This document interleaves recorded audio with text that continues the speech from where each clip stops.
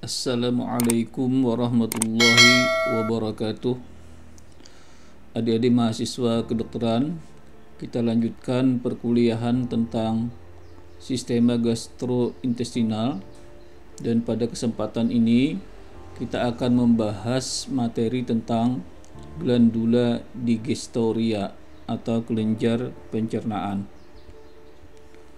Setelah pertemuan ini, mahasiswa akan dapat menganalisis glandula salivarius, menganalisis hepar, menganalisis vesica velia, menganalisis pankreas, dan menganalisis glandula intestinalis.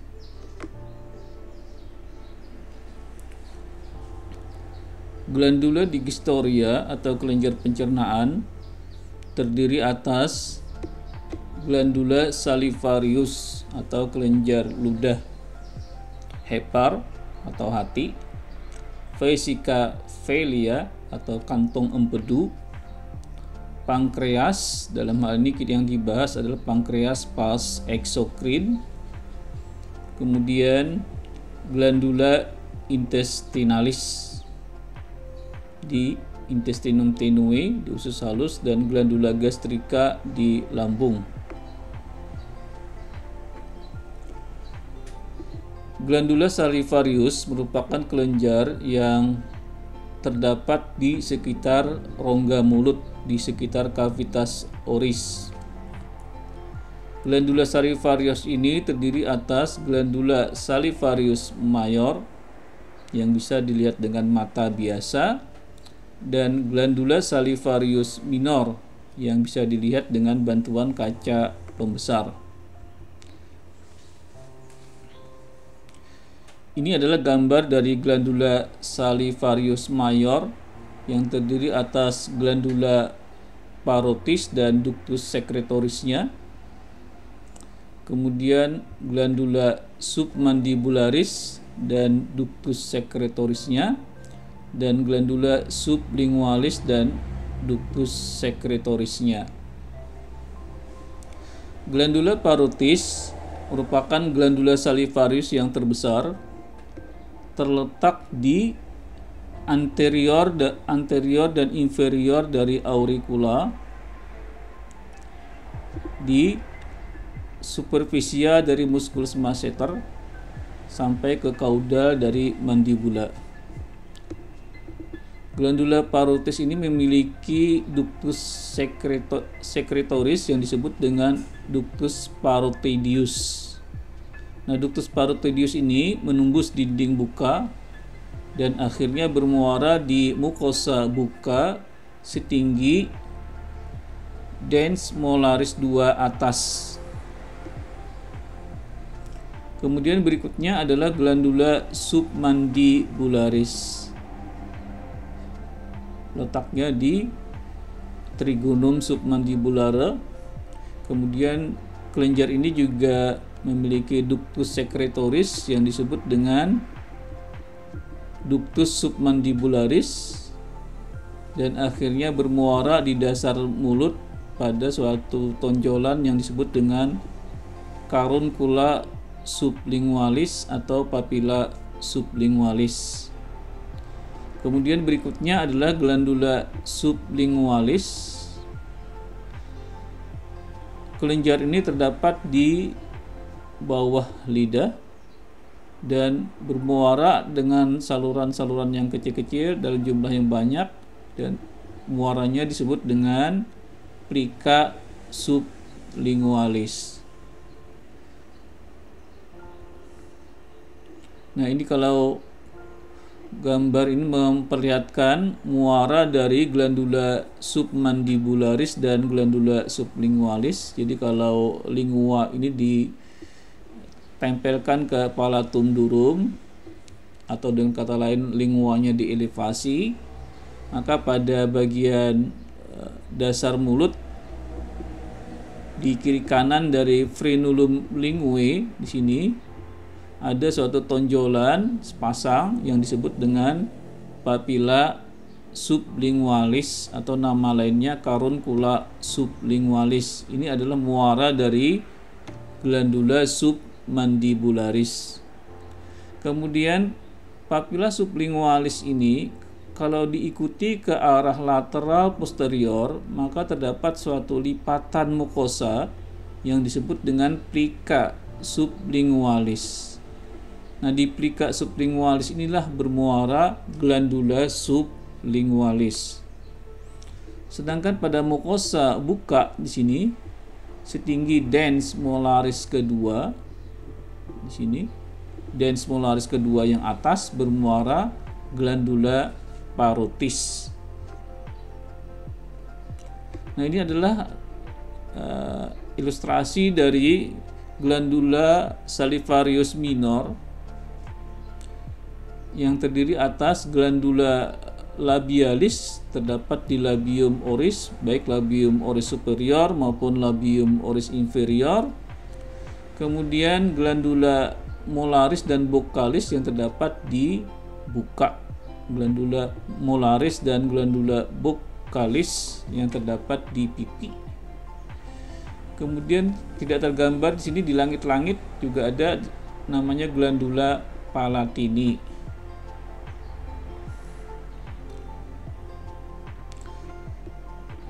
Glandula digestoria yang berikutnya adalah hepar atau sering disebut dengan hati atau liver.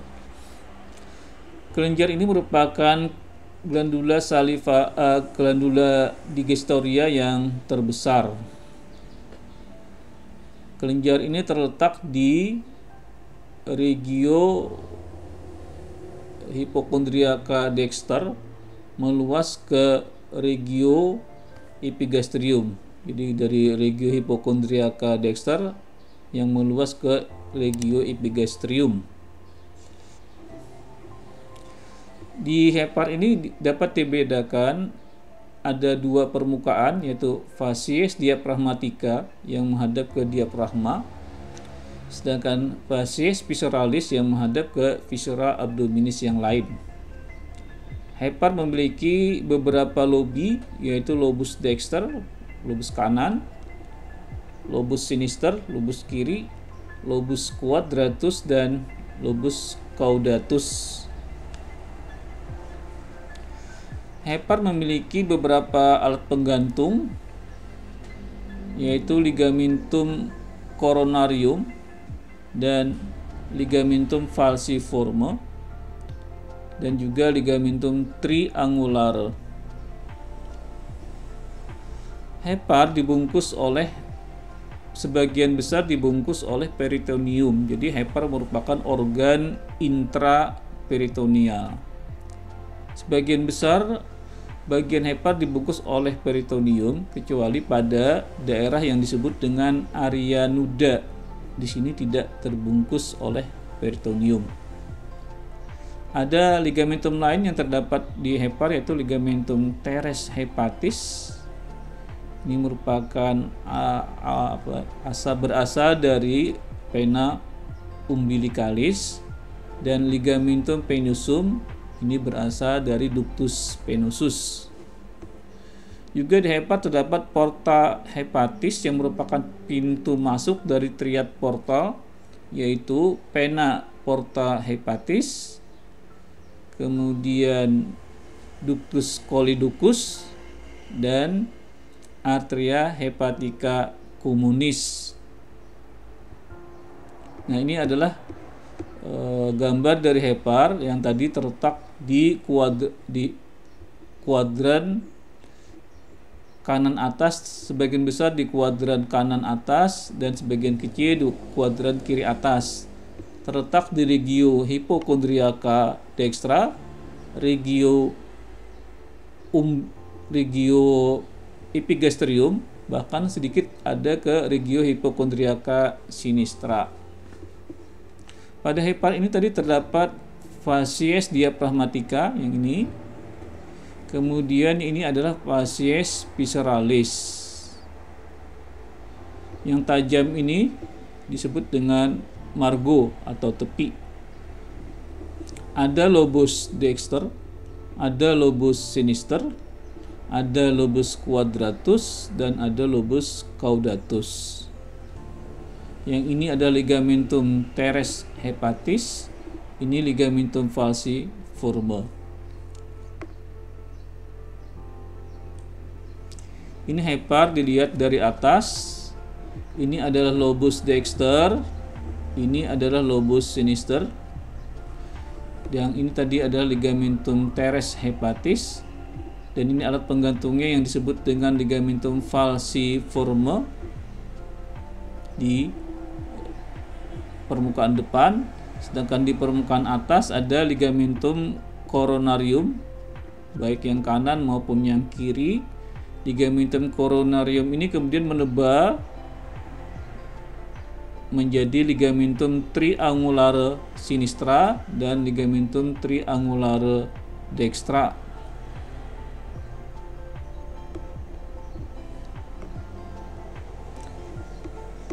Ini adalah facies visceralis dari hepar atau permukaan atau facies inferior dari hepar. Kita bisa melihat di sini ada lobus dexter, ini lobus sinister, ini lobus quadratus, dan ini lobus caudatus. Ini yang kita sebut tadi dengan porta hepatis, yang merupakan pintu masuk dari vena porta hepatis, ductus choledochus, dan arteri hepatica propria. Kemudian di vas visceralis ini terdapat beberapa daerah akibat desakan dari organ-organ lain. Kita bisa melihat misalnya di sini ada yang disebut dengan impresio colica akibat desakan dari flexura coli dextra. Kemudian di sini ada impresio renalis akibat desakan ginjal kanan, dan di sini ada impresio suprarenalis akibat desakan glandula suprarenalis kanan. Ada impresio duodenalis akibat desakan dari duodenum. Kemudian yang di kiri sini ada impresio gastrica akibat desakan dari lambung atau ventriculus. Dan di sini ada sulcus esophagealis akibat desakan dari esofagus. Kemudian pada lobus caudatus ada tonjolan yang disebut dengan processus papillaris. Ada juga di sini yang disebut dengan tuber omentale.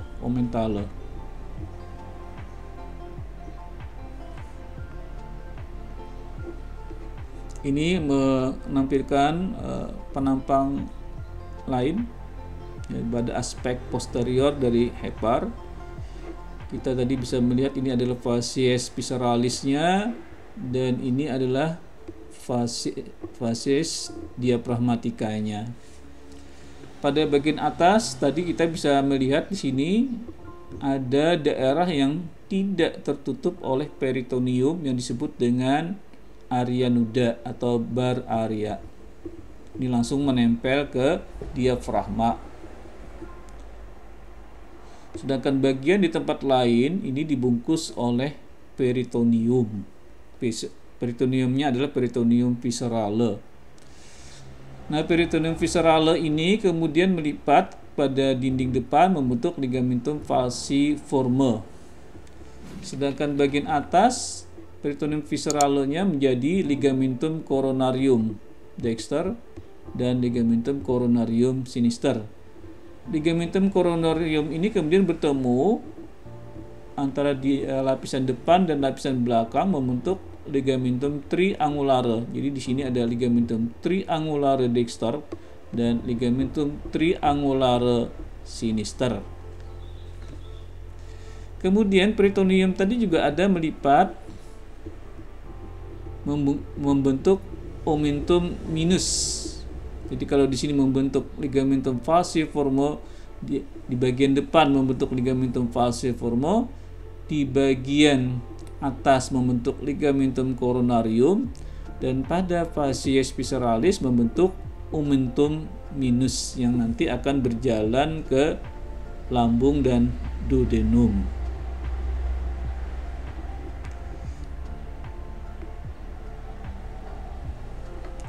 Nah, ini adalah penampang dari penampang longitudinal, penampang median yang menggambarkan hubungan hepar dengan organ di sekitarnya. Ini tadi adalah facies visceralis dan ini adalah facies diaphragmatica. Nah, pada fase diaphragmatica ini ada yang tidak dibungkus oleh peritoneum, tadi yang disebut dengan area nuda. Kemudian pada dinding atas depan, permukaan atas depan, hepar dipisahkan dengan diafragma oleh suatu ruang yang disebut dengan recessus subphrenicus. Recessus subphrenicus. Di antara hepar dan ginjal juga terdapat suatu ruang yang disebut dengan recessus hepatorenalis. Recessus hepatorenalis dengan recessus subphrenicus ini bertemu di bagian depan di sini.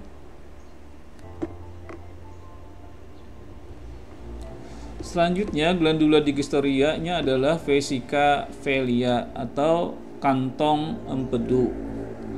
Kantong empedu ini terdiri atas fundus, korpus, dan kolum.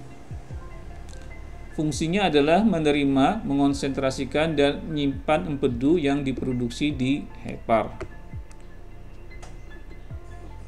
Ya, ini adalah vesica velia, letaknya di bagian bawah dari facies inferior atau facies visceralis dari hepar. Jadi kalau kita kembali ke gambar ini adalah vesica velia yang terletak di bawah atau di permukaan bawah dari facies visceralis. Vesica velia ini terdiri atas fundus, korpus, dan kolum. Kemudian ada salurannya, saluran sekresinya yang disebut dengan ductus cysticus. Fundus, korpus, kolum, dan ini adalah ductus cysticus.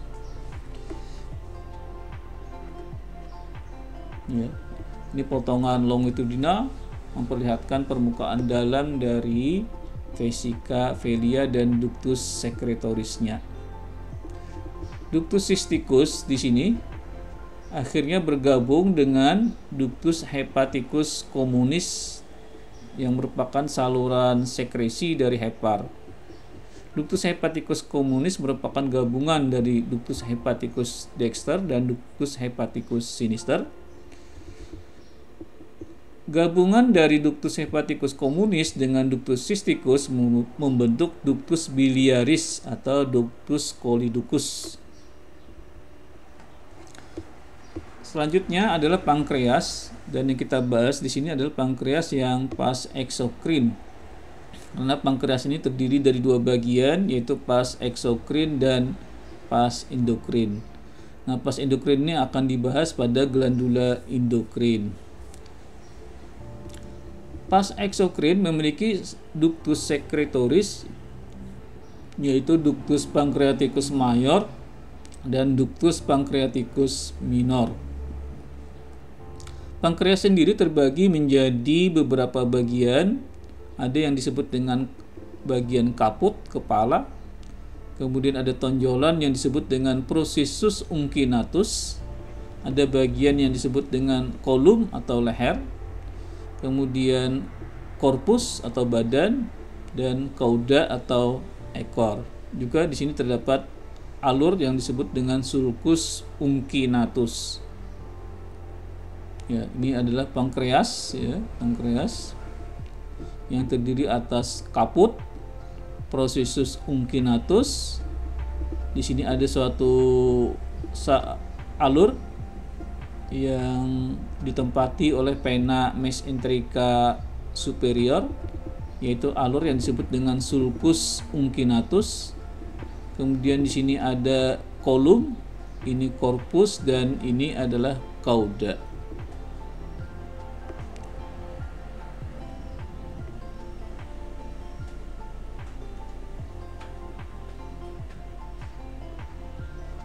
Nah, pada pankreas tadi ada saluran sekresi yang disebut dengan ductus pancreaticus mayor dan ductus pancreaticus minor. Ini adalah ductus pancreaticus mayor, sedangkan ini adalah ductus pancreaticus minor. Ini nanti kalau kita kembali, ini adalah ductus pancreaticus mayor berjalan ke sini, kemudian bergabung dengan ductus choledochus membentuk ampula hepatopankreatika dan akhirnya bermuara ke duodenum pars descendens pada suatu tonjolan mukosa yang disebut dengan papilla duodeni mayor. Sedangkan ductus pancreaticus minor yang ini bermuara ke papilla duodeni minor.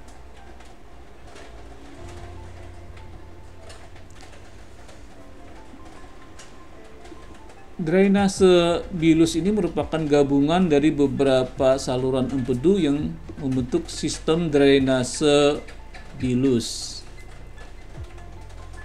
Ductus hepaticus dexter dan ductus hepaticus sinister bergabung menjadi ductus hepaticus communis.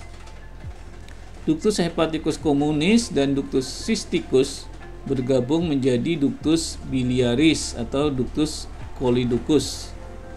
Ductus choledochus dan ductus pancreaticus mayor bergabung membentuk ampula hepatopancreaticus. Ini ampula hepatopancreaticus. Dan akhirnya bermuara ke papilla duodeni mayor. Jadi ductus hepaticus dexter, ductus hepaticus sinister bergabung menjadi ductus hepaticus communis. Ductus hepaticus communis dengan ductus cysticus bergabung menjadi ductus biliaris atau ductus choledochus. Ductus biliaris dengan ductus pancreaticus mayor bergabung membentuk ampula hepatopancreaticus. Dan ampula hepatopancreaticus ini bermuara ke papilla duodeni mayor. Sedangkan yang mengalir melalui ductus pancreaticus minor di sini bermuara ke papilla duodeni minor. Kita lihat di sini pada sistem ductus hepatopancreaticus ini, saluran empedu ini terdapat beberapa sphincter. Yang pertama sphincter di ductus biliaris sendiri, ini nomor 1. Kemudian ada sphincter pada ductus pancreaticus mayor, dan kemudian ada sphincter pada ampula hepatopancreaticus, yaitu yang disebut dengan sphincter hepatopancreaticus atau musculus sphincter OD.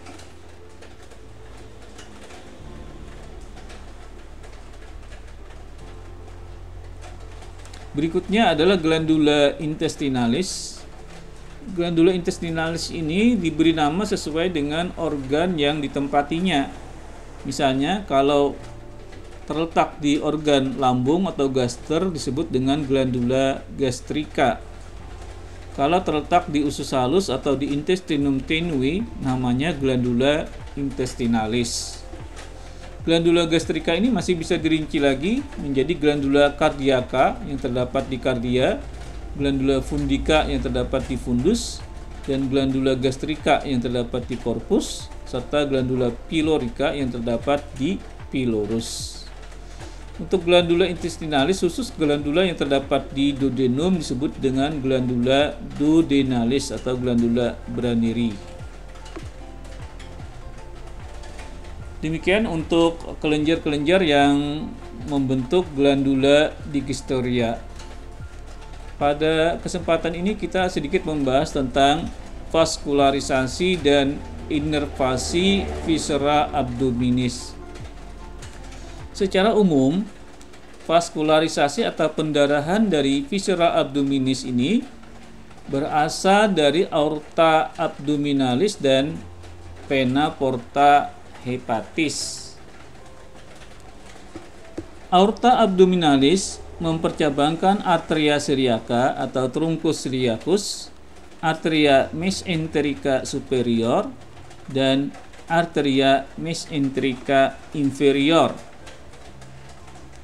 Ini adalah aorta abdominalis yang mempercabangkan truncus celiacus, arteria mesenterica superior, dan arteria mesenterica inferior. Truncus celiacus selanjutnya memvaskularisasi viscera abdominis yang secara embriologis berasal dari foregut atau proenteron. Proenteron ini terdiri atas hepar, vesica velia, kemudian ventriculus lien, dan setengah atas dari duodenum. Sedangkan arteria mesenterica superior memvaskularisasi viscera abdominis yang berasal dari midgut atau mesenteron.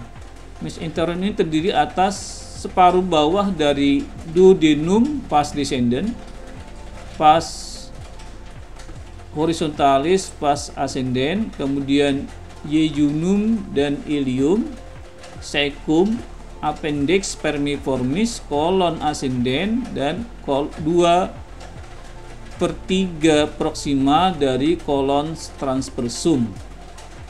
Sedangkan arteria mesenterica inferior memvaskularisasi viscera abdominis yang berasal dari hindgut atau kalau ini adalah proenteron, ini mesenteron, ini adalah metaenteron yang terdiri atas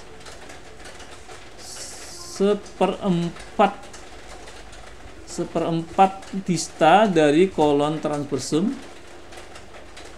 kemudian kolon descendens, kolon sigmoidium, dan rectum. Jadi pembagian antara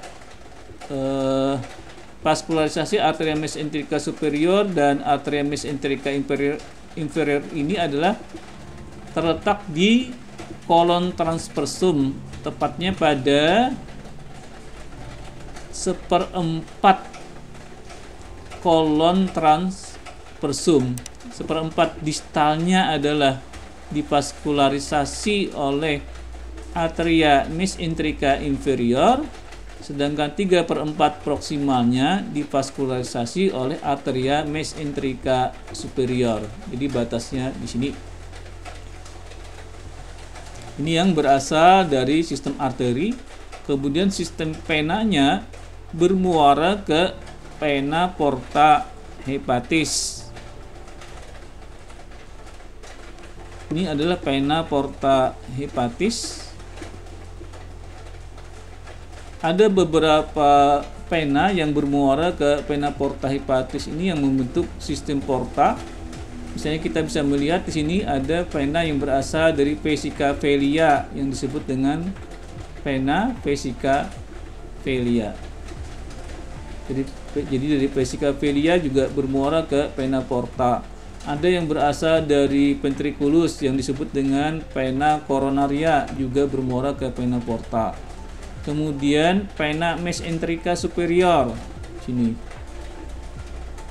vena mesenterica inferior, dan vena lienalis. Jadi ini sebagian atau beberapa vena yang membentuk sistem porta, yaitu vena yang berasal dari vesica velia, yang berasal dari lambung yang disebut dengan vena coronaria, yang berasal dari vena mesenterica superior, vena mesenterica inferior, dan vena lienalis. Vena lienalis ini berasal dari lien atau limpa. Kita lihat di sini vena mesenterica inferior umumnya bermuara ke vena lienalis terlebih dahulu, baru akhirnya nanti bermuara ke vena porta hepatis.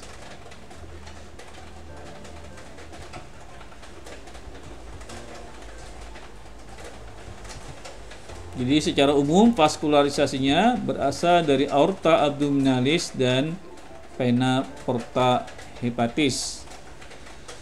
Kemudian inervasi otonom dari viscera abdominis ini menganut pola inervasi, yaitu pola thoracovagal dan pola lumbosakral. Jadi kalau kita lihat di sini tadi, berdasarkan vaskularisasi aorta abdominalis menjadi truncus celiacus, arteria mesenterica superior, dan vena arteria mesenterica inferior di sini, maka inervasinya dibagi menjadi dua pola, yaitu yang atas adalah thoracovagal dan yang bawah adalah lumbosakral. Inervasi thoracovagal ini adalah inervasi yang mengikuti truncus celiacus dan arteria mesenterica superior, atau dengan kata lain adalah menginervasi viscera abdominis yang berasal dari foregut dan midgut, atau yang berasal dari prointeron dan mesenteron. Sedangkan yang pola lumbosakral ini mengikuti atau sesuai dengan vaskularisasi dari arteria mesenterica inferior, atau kalau kita lihat secara embriologis yang organ yang berasal dari hindgut atau mesenteron. Batasnya apa saja sesuai dengan vaskularisasinya. Jadi kalau thoracovagal ini mulai dari ventriculus sampai ke 3/4 proksima dari kolon transversum. Ini polanya thoracovagal. Sedangkan yang lumbosakral dari 1/4 distal kolon transversum sampai ke rektum. Nah, untuk pola thoracovagal, untuk serabut parasimpatis ini berasal dari nervus vagus. Sedangkan yang serabut saraf simpatis ini berasal dari serabut-serabut simpatis dari segmen toraka 6 sampai dengan 12. Sedangkan yang lumbosakral, serabut-serabut parasimpatisnya berasal dari segmen sakral 2-4. Sedangkan yang simpatisnya berasal dari segmen lumbal 1 sampai dengan 3. Di beberapa sumber kepustakaan, yang toraka 6 sampai 12 ini yang dari tipe thoracovagal ini masih dirinci lagi menjadi segmen toraka 6 sampai 9 dan segmen toraka 10 sampai 12. Pembagian 6 sampai 9 dan toraka 10 sampai 12 ini adalah pada kolon descendant di pertengahan di pertengahan dari duodenum pars descendant. Jadi dari pertengahan duodenum pars descendant ini kalau ke proksimal ini simpatisnya berasal dari segmen toraka 6-9. Sedangkan dari duodenum separuh bawah duodenum pars descendant sampai ke kolon transversum 3/4 proksimalnya. Jadi mulai sini ini mendapat inervasi simpatis dari segmen toraka 10 sampai 12. Demikian yang bisa kita sampaikan pada pertemuan kali ini. Adik-adik bisa membaca lebih lanjut materi yang kita sampaikan ini dengan membaca kepustakaan yang kita tampilkan di sini. Kepustakaannya memang cukup banyak dan kita sendiri sudah ada membuat ini dalam bentuk tim ya, anatomi sistema digestoria dalam satu buku yang disebut dengan sistem pencernaan, tinjauan anatomi, histologi, biologi, fisiologi, dan biokimia. Demikian yang bisa kita sampaikan. Mudah-mudahan ada manfaatnya bagi mahasiswa. Akhir kata kita ucapkan alhamdulillahirabbil alamin. Assalamualaikum warahmatullahi wabarakatuh.